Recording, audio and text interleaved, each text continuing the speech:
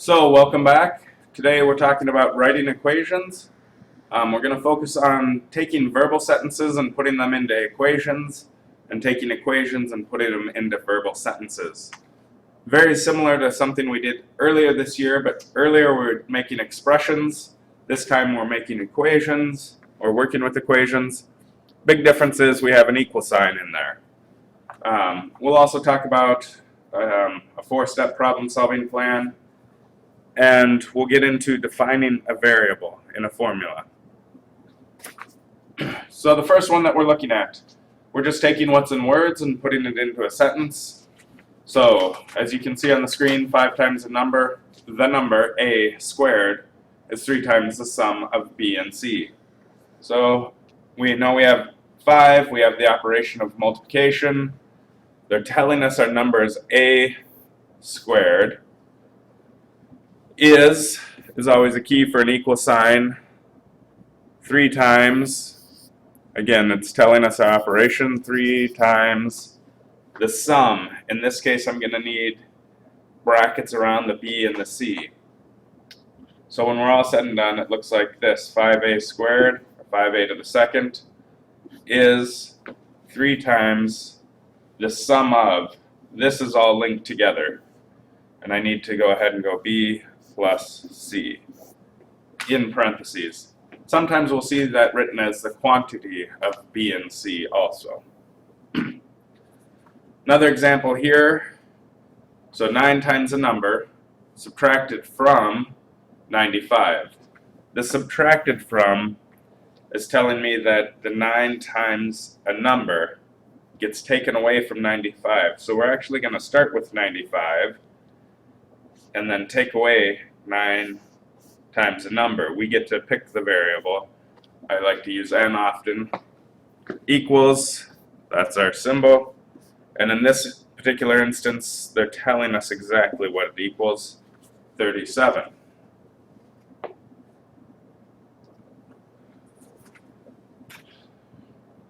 On examples 3 and 4, we're doing the opposite of what we just did. We're taking a numerical equation and putting it into words, into sentences. Usually I just read it and say what I'm reading and write it into words.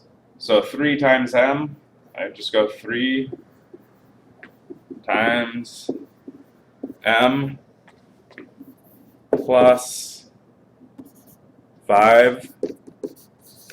And we try to write out numbers rather than use their, I guess we don't want to do that. Equals 14. Now there are other ways you could choose to write this. You could say the product of 3 and m plus 5 is 14. And again, we can get creative with that as long as we make sure we're staying true to what the equation says. In this one, we could say w plus v is equal to y to the second. Somebody might say y squared. Okay. So go ahead, hit pause, try these 3 on your own, see how you do, and resume to see if your answers match what I put up here for the answers. Hit pause now.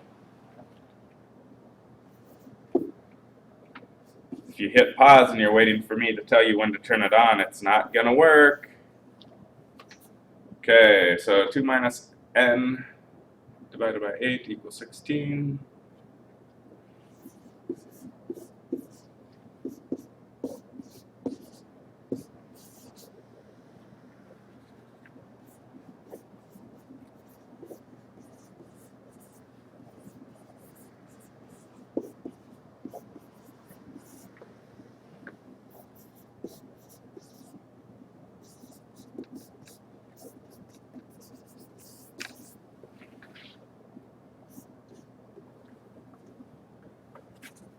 Okay, Good. here are the, Reminder, we do have intervention team, 8 o'clock in the conference room. See you down here. okay, so here's some answers. Go ahead and check them out. We'll move on to the next slide here. So, taking a look at problem solving, we want to explore the problem, try and plan a solution, and then solve it. The piece that we often do is we forget to check to see, does the solution make sense and does it work? So, trying to give us a chance to work on the 4-step problem solving plan. We've got a situation with ice cream.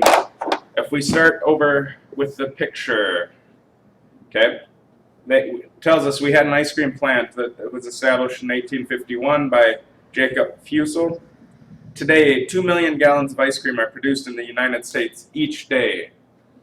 This leads us up to our question. In how many days can 40 million gallons of ice cream be produced in the United States? To me, it would make sense if we take the number of gallons produced in a day, multiply that by the number of days we have. So we're going to say, define our variable. I will do that in red up here. We're going to say D equal days. And we should be able to solve and get to 40 million. So here we have a river problem. If you remember from last year, we can go ahead and divide by 2 million on both sides, and it will tell us, once we solve this, how many days it would take. So again, those would eliminate or cancel to 1, reduce to 1.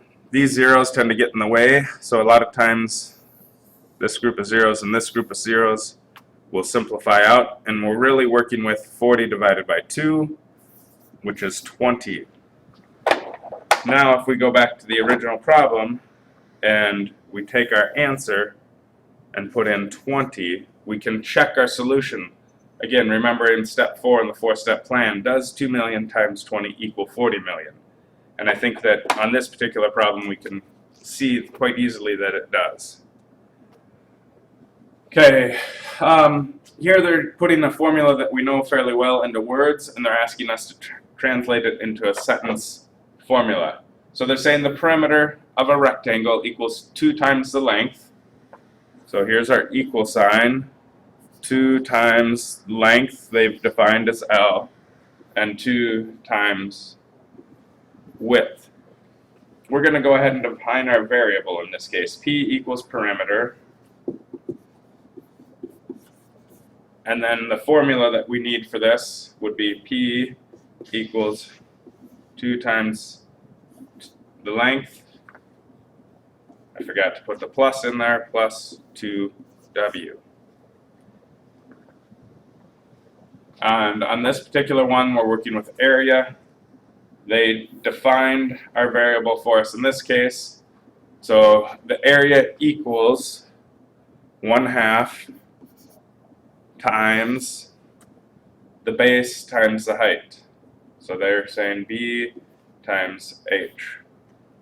So we get area of a triangle equals 1/2 base times height. And then we could go ahead and work with this formula. That basically sums up our lesson that we'll use tomorrow in class. If you have any questions, feel free to bring them to class. Hopefully this one's pretty straightforward.